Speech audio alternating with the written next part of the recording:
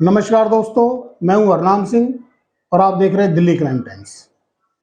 जैसा कि हम सबको पता है, दिल्ली में चुनाव का बिगुल बज चुका है। चुनाव आयोग के द्वारा तारीखों की घोषणा कर दी गई है। तो आज हम आए हैं दिल्ली में एमसीडी की जंग कार्यक्रम को लेकर वसंत कुंज क्षेत्र में मनोज महलावत जी के पास। तो हम मनोज महलावत जी से बात करेंगे कि दिल्ली में, क्योंकि ये पुराने कारपोरेटर भी इस क्षेत्र से हैं, अंतिम जो निगम पार्षद निगम में रहे वसंत कुंज के, वो मनोज महलावत जी हैं। तो स्वागत है मनोज जी आपका दिल्ली क्राइम टाइम्स में। जी धन्यवाद हरनाम जी। तो मनोज जी,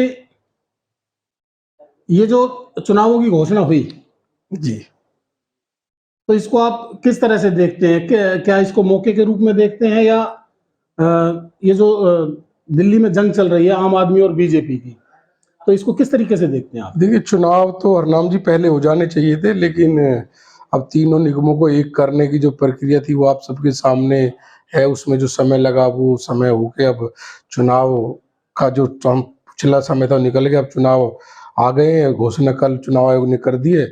तो हम तो एक राजनीतिक क्षेत्र से आते हैं, तो हमारा हमेशा चुनाव के लिए तैयार रहते हैं। अच्छा, पीछे आपने देखा होगा कि 2 साल लगातार कोरोना काल रहा और जनता ने काफी मुश्किलों का सामना किया है। तो कोरोना काल में आपके क्षेत्र में कैसे हालात थे?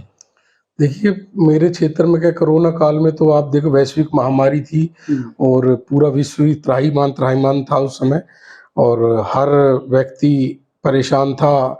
सबके आपस के जो मेल जोल थे बंद हो गए थे, लोग हाथ मिलाने से कतरा रहे थे। तो हम भाग्यशाली हैं और कहीं ना कहीं हमारे बड़ों का हमारे उन आशीर्वाद रहा हमारे ऊपर। हमने अपने क्षेत्र की जनता के लिए तन मन धन से निरंतर उन सेवा भाव से काम किया। ना किसी एक भी गरीब आदमी जिसको अन्न की कमी होने दी, ना किसी को कोई बाहर जाना है किराए की कमी होने दी, ना कोई दवाई किसी को चाहिए दवाई दे। हर तरीके से संभव प्रयास हमने किया। सोशल मीडिया का एक बड़ा प्लेटफॉर्म है और कहना बड़ा आसान होता है कि उसके कोरोना के बाद बहुत कोरोना योद्धा के सर्टिफिकेट बटे, लोगों ने बांटे, लोगों ने लिए, जो लोग कभी जमीन पर भी नहीं थे। हम भाग्यशाली हैं, बाबा लटूरिया जी का महाराज का आशीर्वाद रहा, कहीं ना कहीं बजरंगबली महाराज का आशीर्वाद रहा कि हम कोरोना में अपने क्षेत्र की जनता के बीच रहे। चुनाव के टाइम तो कोई भी आएगा कि मैं आपका सेवक, मैं आपका जनसेवक, मैं आपका भाई कर्मठ, बहुत सारी बातें, लेकिन मैं समझता हूँ जो मुसीबत के समय साथ दे वही नेता है। इसलिए काम देखकर इस चुनाव को जनता स्वीकार करे। नेता जो भी आए उससे पूछे कि आप कोरोना टाइम में कहाँ थे। अच्छा, जनता के साथ आप लगातार जुड़े रहे, तो ये जो जुड़ाव है, देखिए दिल्ली के अंदर आप जानते कई तरह के मुद्दे हैं। आपने देखा होगा पीछे कोरोना काल में, चलो सेवा जनसेवा का अवसर लोगों को मिला, किसी ने मुंह छुपा लिया तो किसी ने सेवा की। उसके बाद आपने देखा होगा कि भारतीय जनता पार्टी ने आम आदमी पर शराब नीति को लेकर आरोप लगाए, भ्रष्टाचार के आरोप आम आदमी पार्टी के लोगों पर लगे। उसके बाद केजरीवाल जी ने कूड़े के पहाड़ को लेकर आम आदमी पर सवाल उठाए। तो ये जो राजनीति है, इसके बाद कई लोग ऐसे थे, भाजपा या अगर हम कहें कि आम आदमी को छोड़ दें, तो जो क्षेत्रीय नेता हैं उनके द्वारा बार बार ये आवाज उठाई जाती रही है कि निगम में भ्रष्टाचार व्याप्त है। वसंत कुंज क्षेत्र से अगर हम देखते हैं तो आपके ऊपर भी भ्रष्टाचार के आरोप पिछले दिनों लगे, तो आप इसकी सफाई में क्या कहना चाहते हैं? देखिए तो जनता को ये आपने जो बताया है कि कानूनी प्रक्रिया के अंतर्गत ये मामला चल रहा है, तो ज्यादा कुछ उसमें तो क्योंकि न्यायालय की, देखिए आप अपना पक्ष, हम ये चाहते हैं कि जनता के सामने आपको ये पक्ष रखना चाहिए। बिल्कुल मेरा पक्ष यही है जनता के सामने कि मेरे क्षेत्र की जनता, मेरे मित्र, मेरे सभी सगे संबंधी, हमारी पार्टी, हर नेता पक्ष का विपक्ष का, सभी जानते हैं कि किस षड्यंत्र के तहत किस व्यक्ति ने ये सब किया था। और भगवान के घर देर अंधेर नहीं है, ये चीजें साबित होती हैं, यदा कदा ही होती, साबित होगी, इसमें भी होगी।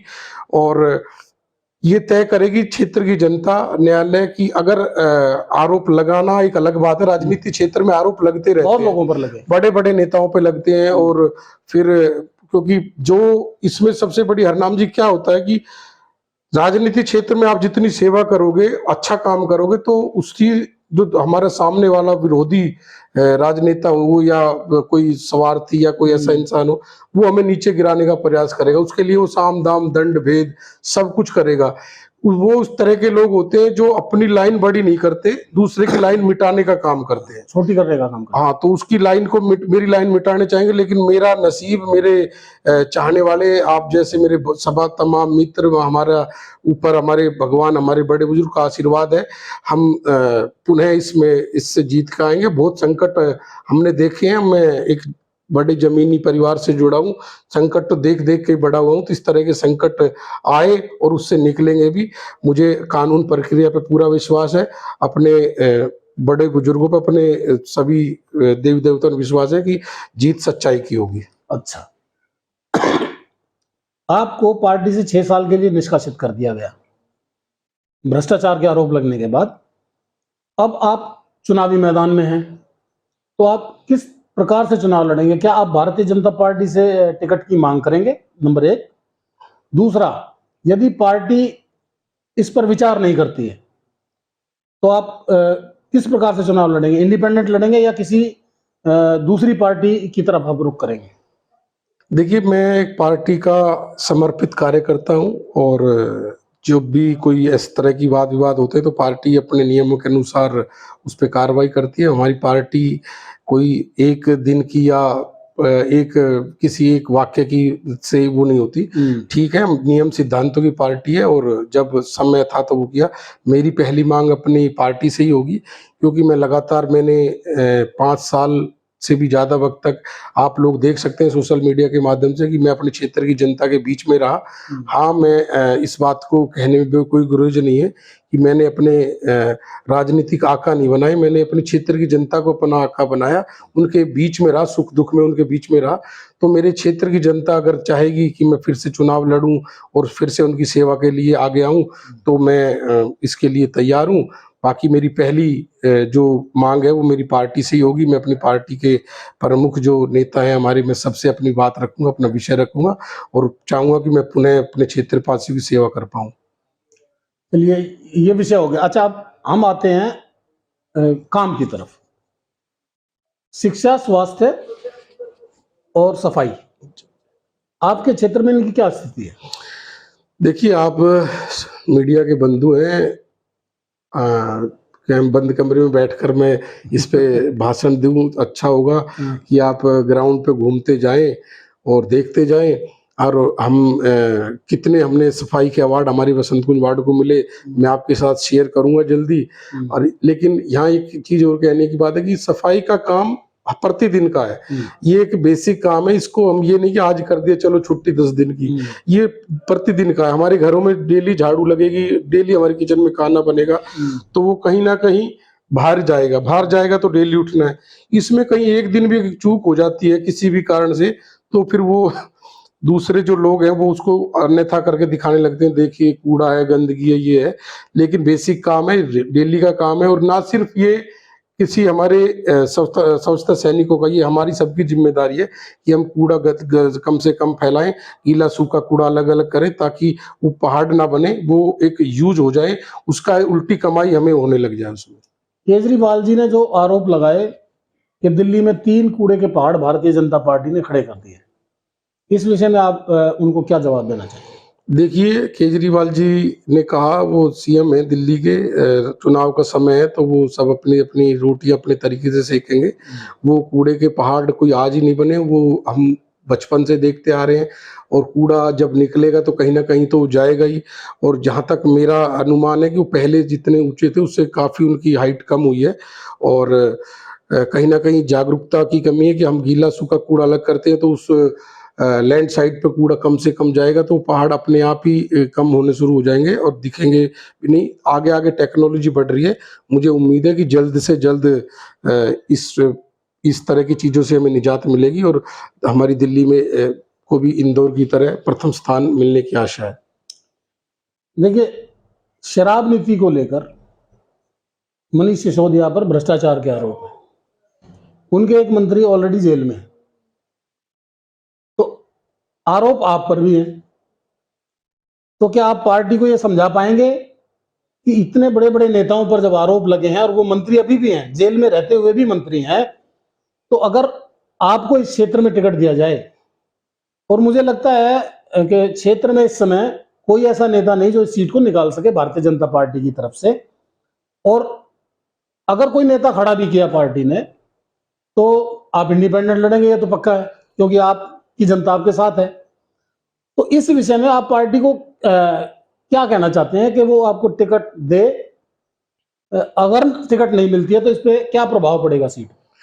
देखिए, टिकट देना ना देना तो पार्टी का अंदरूनी विषय है। वो नहीं, भ्रष्टाचार की अगर आप बात करते हो तो भ्रष्टाचार तो बड़े बड़े नेताओं पर है। तो अब वो एक विषय नहीं है, आरोप लगना एक अलग बात है, आरोप सिद्ध होना अलग है। अगर आरोप सिद्ध होते हैं, पार्टी को समझा पाएंगे इस विषय में? मैंने अपनी बात रखनी है, पार्टी समझेगी, मुझे पूरी उम्मीद है इस बात को। और आरोप लगना राजनीति क्षेत्र में एक दूसरे को जो राजनीतिक प्रतिद्वंदी होते हैं वो इस तरह के काम, ओछी हरकतें करते हैं और उनको ये रास आता है। लेकिन मैं इस चीज से बिल्कुल खिलाफ हूँ और मैं अपनी पार्टी से ही डिमांड करूंगा, मेरी पार्टी से डिमांड रहेगी कि आप सर्वे के आधार पर प्रतिनिधि चुने, क्षेत्र का जो भी नया प्रत्याशी चुने। आप जरूरी नहीं कि मुझे चुने, आप क्षेत्र की जनता में एक खुला एक सर्वे कराएं कि अगर आप उनको मेरा काम, मेरी जनसेवा, मेरी कोरोना काल के समय की मेरी सेवा या मेरी डेवलपमेंट के काम, जो भी किसी भी क्षेत्र के हो, जो भी निगम के अधीन आते हैं,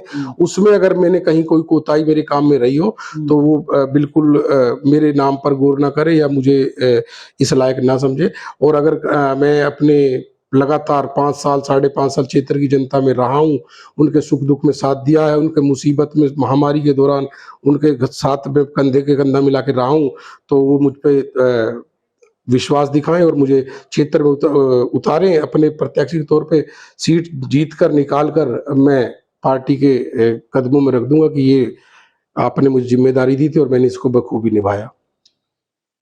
चलिए, ये तो आपने एक पार्टी के एंगल से हमें बताया। अगर पार्टी किसी और को चुनती है, दूसरे व्यक्ति को टिकट देती है और जनता आपका हाथ पकड़ के कहती है जी नहीं, आपको चुनाव लड़ना पड़ेगा, और आप लड़ोगे, तो इसके परिणाम क्या हो सकते हैं सीट के? देखो, सीट का परिणाम तो अभी वक्त के गर्भ में छिपा है, लेकिन ये जरूर है कि अब मैं टिकट मांगूंगा और मैं अपनी पार्टी से ही मांगूंगा। और क्षेत्र की जनता जनार्दन है, अगर कोई पार्टी टिकट दे भी देती है, जब भी हमें जनता के बीच में जाना होता है, और अगर कोई नहीं देती और किसी भी तरीके से ले तो तभी भी जनता के बीच में, तो जो जनता जनार्दन का नारा यहीं सिद्ध होता है। तो मैं मांगूंगा, बाकी जनता तय करेगी, जो जनता का निर्णय होगा वो सर माथे पर होगा। अच्छा, भारतीय जनता पार्टी ने जो दिल्ली में अभी तक कॉरपोरेशन में, निगम में काम किए हैं, क्या आप उनसे संतुष्ट हैं? बिल्कुल जी, मैं तो संतुष्ट हूँ उनसे, क्योंकि आप देखेंगे कि सभी हमारे पार्षदों ने नया युवा जोश, नया जोश जो भी देखा, सभी ने भरपूर काम किया, खूब काम किया सबने। कहीं कोई कमियां रह सकती होगी, वो प्रशासनिक आपसी तालमेल के चलते लगा लो, फंड की वजह से लगाओ, या आपसी तालमेल नहीं है कि एक केंद्र में अलग सरकार है, फिर बीच में दिल्ली में अलग है, फिर निगम में अलग है, तो कहीं ना कहीं तालमेल का अभाव रहा, उसकी वजह से कुछ योजनाएं शुरू नहीं हो पाई, किसी में देरी हो गई। तो बाकी मेरा अपना निजी मत है कि बिल्कुल संतुष्ट है। देखिए, केजरीवाल जी कहते हैं कि निगम में भ्रष्टाचार व्याप्त है, और निगम ये कहता है कि केजरीवाल जी ने हमें फंड समय पर नहीं दिया। लेकिन केजरीवाल जी का कहना यह भी है कि मैंने फंड तो दिया, साथ में 3,000 करोड़ रुपए निगम को कर्जा भी दिया हुआ है अलग से। उसके बावजूद जो है निगम काम नहीं कर पाया दिल्ली के अंदर। और अब वो दावा करते हैं कि ये जो 3 पहाड़ हमने दिखाए हैं दिल्ली की जनता को, इसको हम पूरी तरह से खत्म करेंगे और भविष्य में कोई नया पहाड़ दिल्ली के अंदर नहीं बनने देंगे कूड़े का। तो ये जो प्रलोभन दिया जा रहा है जनता को। दूसरा एक विषय और है, सब्सिडी।